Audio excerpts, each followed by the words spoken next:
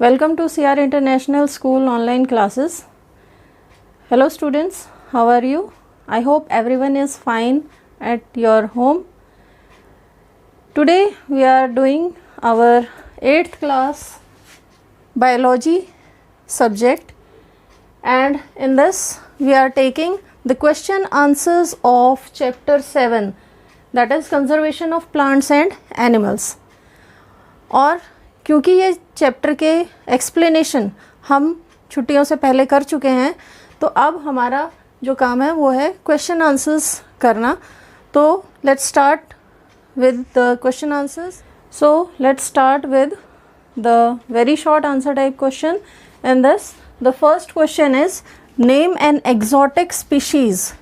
Exotic species जैसा कि मैंने चैप्टर में समझाया था, वो स्पीशीज़ होती है जो कहीं और से लाकर किसी पर्टिकुलर एरिया में उसको ग्रो करने के लिए छोड़ दिया जाता है, जैसे कि वाटर हायसिंथ. तो इसका आंसर होगा वाटर हायसिंथ.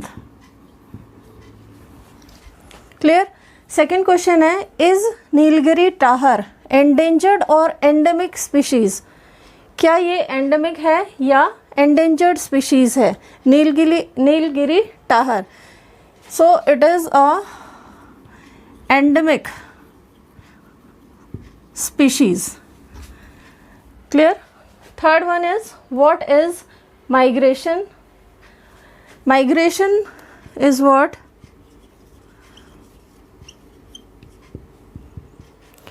तो जो नेक्स्ट क्वेश्चन है, माइग्रेशन क्या है? इसका मतलब seasonal movement of birds and other animals in large number from one place to another. मतलब जो सीजनल मूवमेंट है, यानी किसी पर्टिकुलर सीज़न में ही मूवमेंट जो की जाती है एक जगह से दूसरी जगह, बर्ड्स के द्वारा या किसी भी अन्य जीव जंतु के द्वारा एक जगह से दूसरी जगह इन लार्ज नंबर, बहुत अधिक मात्रा में, और ये पूरे परिवार के साथ अपने जगह को छोड़कर दूसरी जगह पर जाते हैं. To overcome unfavourable conditions and return back to original habitat when conditions become favourable. यानी कि वो अपनी जगह को छोड़कर किसी दूसरी जगह जाते हैं, क्योंकि उस जगह पर जो उनकी नेटिव प्लेस होती है, जहाँ के वो प्राणी होते हैं, वहाँ पर जो कंडीशन होती है या तो बहुत ज़्यादा गर्म हो जाती है या बहुत अधिक ठंडी होने के कारण वो वहाँ पर आराम से उसी टेम्परेचर में नहीं रह सकते. इस कारण से उन्हें अपनी जो जगह है वो बदलनी पड़ती है और वो अपने पूरे परिवार के साथ एक फेवरेबल कंडीशन वाले हैबिटेट में चले जाते हैं, जहां उनको प्रॉपर कंडीशन मिले, प्रॉपर टेम्परेचर मिले और रहने के लिए भोजन इत्यादि मिल सके. Fourth question is, name the first reserve forest of India. यानी इंडिया का जो फर्स्ट रिजर्व फॉरेस्ट था उसका नाम बताना है. That is Satpura national park. और फिफ्थ क्वेश्चन है, एक्सपैंड IUCN. IUCN की फुल फॉर्म यहाँ पर लिखनी है, तो इसका एक्सपेंशन है इंटरनेशनल यूनियन फॉर कंजर्वेशन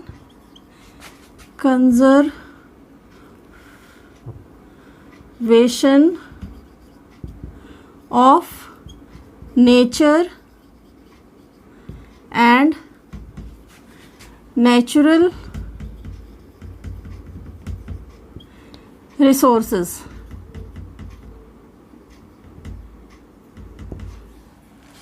फिर से रिपीट कर रही हूँ, international union for conservation of nature and natural resources.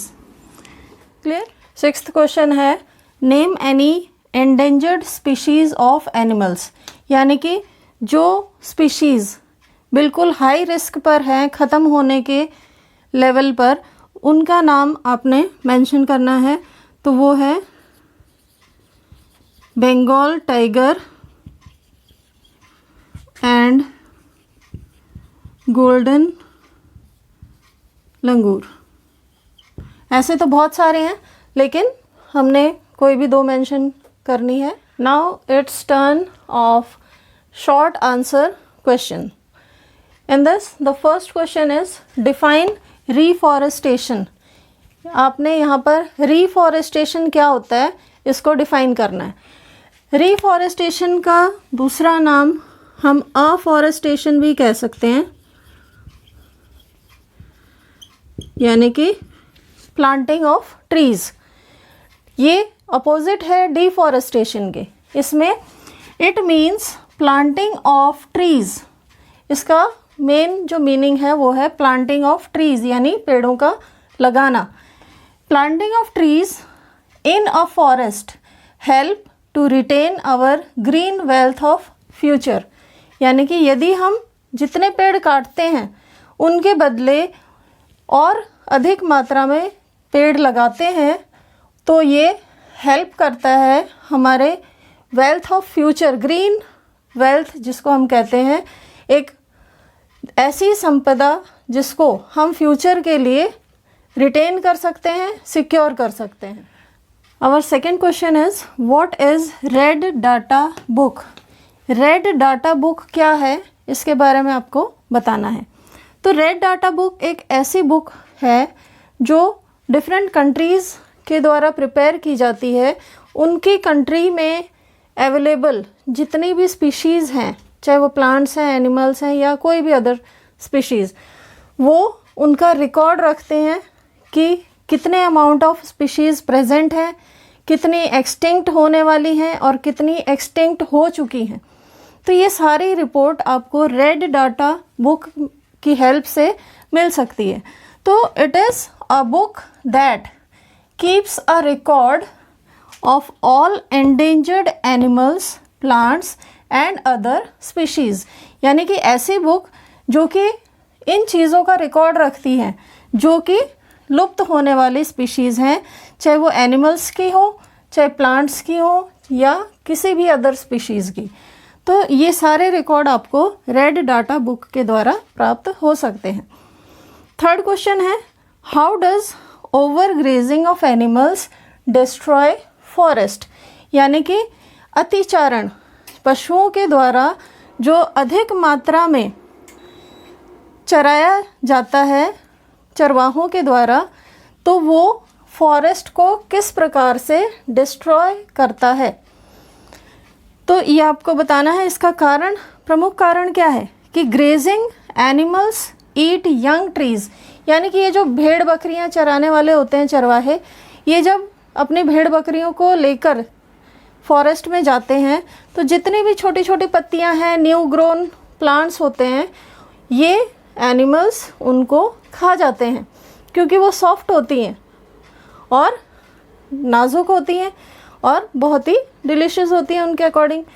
और इसी के कारण वो यंग ट्रीज़ के लीव्स को खाकर, जो कि लोअर ब्रांचेस में प्रेजेंट होती हैं, उनके रूट्स को इंजर करती हैं, हानि पहुंचाती हैं और उनके तनों को नुकसान पहुंचाती हैं। फोर्थ क्वेश्चन है what constitutes the flora of a place, यानी कि किसी भी प्लेस का फ्लोरा किसको कहा जाता है।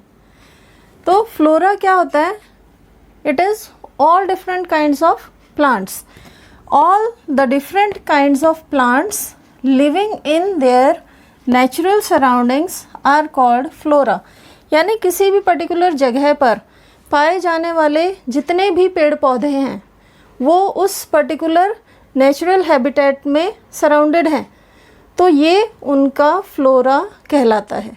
ये उस पर्टिकुलर जगह का फ्लोरा कहलाएगा, चाहे वो किसी भी प्रजाति के पेड़ पौधे हों, वो सारे मिलकर उस जगह के लिए फ्लोरा कहलाते हैं। नेक्स्ट है डिफरेंशिएट बिटवीन अ जू and a wild life sanctuary. Zoo और वाइल्ड लाइफ सेंचुरी में डिफ्रेंशिएट करना है। तो ज़ू क्या होता है? ज़ू एक ऐसी जगह है, it is a place where animals and birds are captivity of artificially created habitat. यानी कि जो बर्ड्स हैं, एनिमल्स हैं, उनको कैद में रखकर, पिंजरों में रखकर आर्टिफिशियली उनको एक क्रिएटेड एनवायरनमेंट दिया जाता है, हैबिटेट दिया जाता है, जिसमें उनको अब सर्वाइव करना पड़ता है, रहना पड़ता है, और एज अ शो पीस उनको रखा जाता है। और लोग हैं उनको ज़ूज़ में जाकर देखते हैं, टिकट पे करके उनको खेलता कूदता, बैठे हुए, सोते हुए, सब तरीके से ऑब्ज़र्व करते हैं। जस्ट इसके अपोजिट वाइल्ड लाइफ सेंचुरी जो होती है, ये एक बहुत लार्ज एरिया में फैली हुई एरिया, ऐसा वाइल्ड लाइफ एरिया होता है जहाँ पर जो वाइल्ड एनिमल्स हैं उनको रखा जाता है टू नॉट गेटिंग एक्सटिंक्ट, यानी लुप्त होने से बचाने के लिए उनको उनके नेचुरल हैबिटेट में खुला रखा जाता है। और ये एक बहुत बड़ा एरिया होता है जहाँ पर वो आज़ादी से घूम फिर सकते हैं, अपना शिकार कर सकते हैं और अपने आप को सरवाइव कर सकते हैं। शॉर्ट आंसर टाइप 2 क्वेश्चंस में हमारा फर्स्ट क्वेश्चन है, what are national parks? National parks क्या होते हैं? And name any 2 national parks in India. India के कोई भी 2 नेशनल पार्क्स के नाम आपने बताने हैं। तो नेशनल पार्क किसको कहते हैं? नेशनल मीन्स पूरे कंट्री के जो ख़ास तौर से तैयार किए गए पार्क होते हैं उनको नेशनल पार्क कहा जाता है। और ये बहुत ही लार्ज एरिया में बनाए जाते हैं और वो एरिया बहुत ही हाईली प्रोटेक्टेड होता है, जो कि गवर्नमेंट के द्वारा उसकी मेंटेनेंस होती है और उसमें बहुत सारे वाइल्ड लाइफ को प्रिजर्व किया जाता है, सुरक्षित रखा जाता है।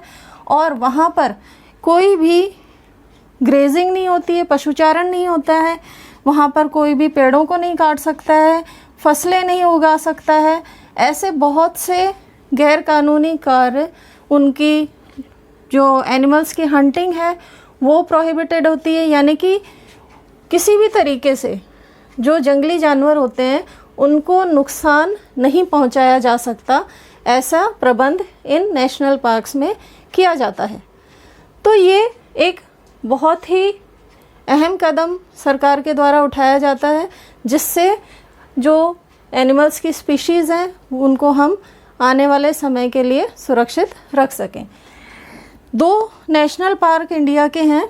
जिम कॉर्बेट नेशनल पार्क, जो कि टाइगर्स को प्रिजर्व करने के लिए बनाया गया है और ये उत्तराखंड में प्रेजेंट है।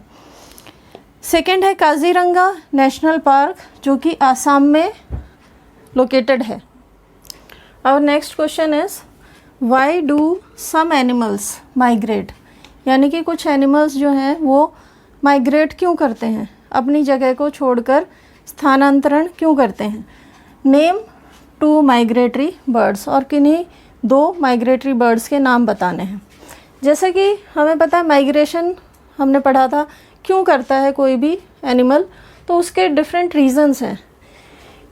कभी कोई एनिमल जो है वो अपने पर्टिकुलर जो उनका नेटिव एरिया होता है वहाँ पर फेवरेबल कंडीशंस ना मिलने के कारण, मान लो कि सर्दियों में बहुत ज़्यादा ठंड होती है, बर्फ़ गिरती है, जिसके कारण वो वहाँ पर अपने आप को सरवाइव नहीं कर सकता। तो ऐसे कंडीशंस को एस्केप करने के लिए वो ऐसे कंट्रीज़ में या ऐसी जगह पर माइग्रेट करते हैं जहाँ उनको अपने बॉडी के अकॉर्डिंग प्रॉपर फेवरेबल कंडीशंस मिले, क्लाइमेटिक कंडीशंस। सेकेंड रीज़न है to get favourable conditions of temperature, food and water. वो ऐसी जगह को चुनते हैं जहाँ पर उन्हें प्रॉपर टेम्परेचर मिले, अपने आप को सुरक्षित और जीवित रखने के लिए प्रॉपर उनको फूड मिले और वाटर प्राप्त हो। ऐसे कंडीशंस को ही वो जहाँ पर मिलती हैं वहाँ अपने आप को रोकते हैं और सर्वाइव करते हैं, और जब फेवरेबल कंडीशन हो जाती है तो वो अपनी जगह पर वापस आ जाते हैं। थर्ड रीज़न है to get suitable places for reproduction. यहाँ पर जो एनिमल्स माइग्रेट करते हैं वो एक सीज़न से दूसरे सीज़न तक वहाँ पर रहते हैं, जब तक कि वहाँ उनके जो बच्चे हैं वो अंडों से ना निकल आए, यानी कि प्रॉपर उनकी जो रिप्रोडक्शन है वो कंप्लीट ना हो, तब तक वो अपनी जगह पर माइग्रेट करके रहते हैं। और जब उनके नेटिव प्लेस पर प्रॉपर कंडीशन हो जाती है फेवरेबल, तो वो वापस लौट आते हैं। ऐसे एनिमल्स में एक तो साइबेरियन क्रेन है और एक आर्कटिक टर्न है। साइबेरियन क्रेन साइबेरिया से बहुत लंबी दूरी, मीलों दूरी तय करके इंडिया में आता है, भरतपुर बर्ड सेंचुरी में या जो सुल्तानपुर बर्ड सेंचुरी वहाँ पर आकर रहते हैं और एक सीज़न बिताकर वापस जब मौसम बदल जाता है साइबेरिया में तो वापस चले जाते हैं। ऐसे ही आर्कटिक टर्न जो है नॉर्थ पोल से साउथ पोल माइग्रेट करता है, और जब कंडीशन चेंज हो जाती है तो वो वापस लौट जाता है। So students, today we are doing only till the short type 2 questions till second question. In the next video we will be completing the remaining questions. Till then I hope everyone understood what I have explained today. So if still you are having any query, you can ask, and keep safe, stay home, stay safe, and thank you.